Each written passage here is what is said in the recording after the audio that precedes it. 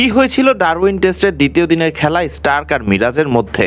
তৃতীয় দিন আবার থিত হতে যাওয়া স্মিথকে উইকেটে বেশিক্ষণ জ্বলে উঠতে দেননি মিরাজ। নিজের করা বলে নিজেই ক্যাচ লুফে নিয়েছেন, স্মিথকে দেখিয়েছেন সাজঘরের পথ। এই মিরাজই দিনের শুরুতে ব্যাট হাতেও আবার সামলাচ্ছেন দলকে অর্ধশতক হাঁকিয়ে শেষ পর্যন্ত মিরাজ করেছেন ব্যক্তিগত 65 রান।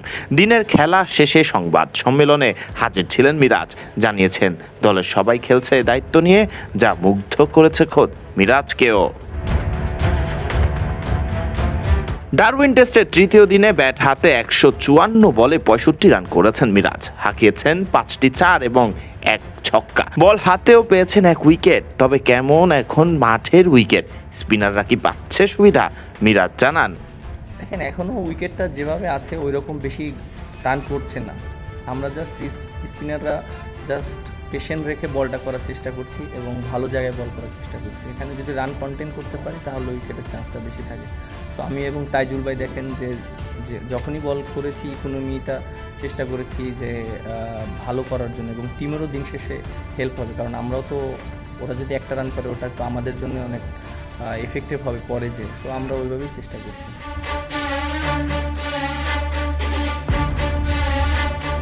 ডারউইনে দ্বিতীয় দিনের খেলা চলাকালীন দেখা গেছিল স্টার্কের সাথে বাগবিতণ্ডায় জড়িয়ে পড়েছিলেন মিরাজ। স্বাভাবিকভাবেই মিরাজকে সংবাদ সম্মেলনে পেয়ে গণমাধ্যম কর্মীরাও জানতে চেয়েছে কি ঘটেছিল মাঠে স্টার্কের সাথে। মিরাজ নরম কণ্ঠেই জানান, গতকালকে না ওইরকম কোনো কিছু হয়নি, জাস্ট ব্যাটিং করার পর সামনে চলে এসেছিল, আমিও আবার বলটা ওকে দেখতে পারিনি, তো উইকেটের ভিতর থেকে রানটা নিয়েছিলাম। বাট এটা ক্রিকেট খেলার মাঠে হতে পারে। এবং আজকে সকালবেলা ও আমার সাথে কথা বলেছে এবং কালকে যেটা হয়েছে ও বলেছে যে না ইটস ওকে, এটা আমারও ভুল হয়েছে, ঠিক আছে ইটস ওকে।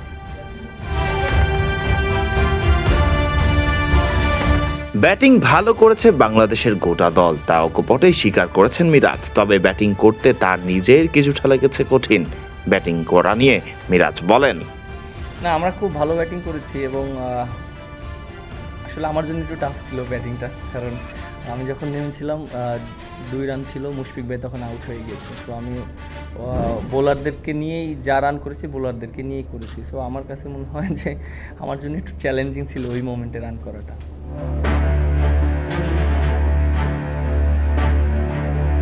এর আগে দীর্ঘদিন নিজের ব্যাট প্যাচ কাটাতে পারছিলেন না মিরাজ। পারফরমেন্স করতে না পারায়, ফর্মহীন হয়ে থাকায় মিরাজ হারিয়েছেন জাতীয় দলের ওয়ানডের অধিনায়কত্বটাও। এরপরে যেন পুরোপুরি বদলে গেল মিরাজের জীবনের দৃশ্য।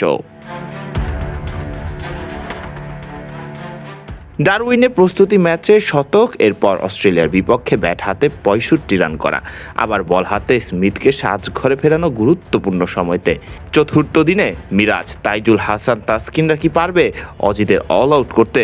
বোলারদের থেকে আরেকটু সমর্থন দল পেলেই ইতিহাস গড়ে অজিদের মাটিতেই প্রথমবারের মতো হারানোর সুযোগ পাবে টাইগাররা। ফারদিন রহমান সকাল, বিডি ক্রিক টাইম।